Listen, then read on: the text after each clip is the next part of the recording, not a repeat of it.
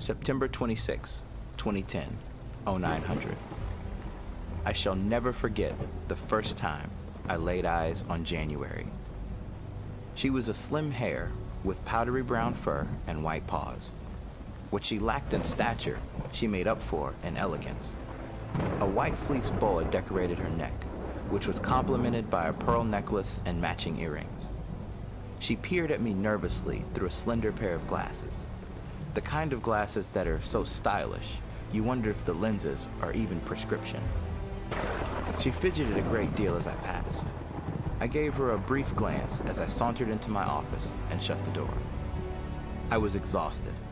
I had just returned from an all-night stakeout in a tree outside the bungalow of an office clerk who had allegedly been selling counterfeit magic beans, which only produced beanstalks that grew to be no larger than your average tree.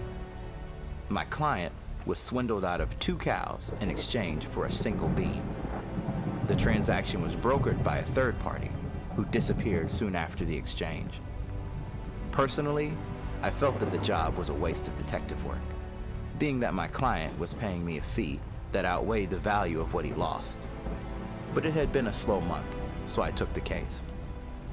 My efforts paid off a tiresome 12 hours in, at 0700, when the office clerk returned home and was taken into custody.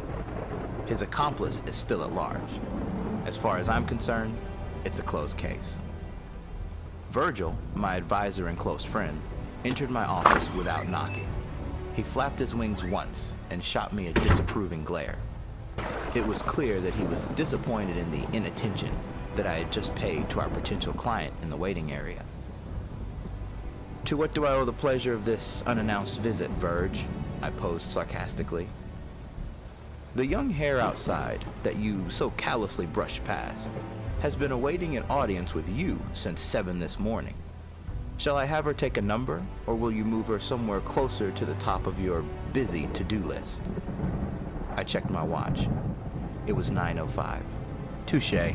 Virgil is 30 years my senior and happens to be a sea turtle. By way of some strange genetic mutation, in the last century, the entire population of turtles in the land of Fabel has acquired a pair of wings. These wings retract from within their shells and allow them to travel swiftly through the air. This evolutional adaptation makes up for their slow land speed and sets them apart from their ancestors, who could only win a race with a hare by way of relentless diligence and patience. I tease him almost constantly, but see to it that I only carry on so far. "Show her in, if you will," I said to Virgil. I expected her to hop into my office, as was the gait of every hare I had met to date. Much to my delight, her movement was a smooth and upright stride. She was stoic. She seemed to glide rather than to walk. I showed her to a seat, then took my usual place behind my desk. "Sorry to keep you waiting," I stammered. She could tell I was insincere. I disregarded her look and went on. "May I ask your name?" "January," she replied.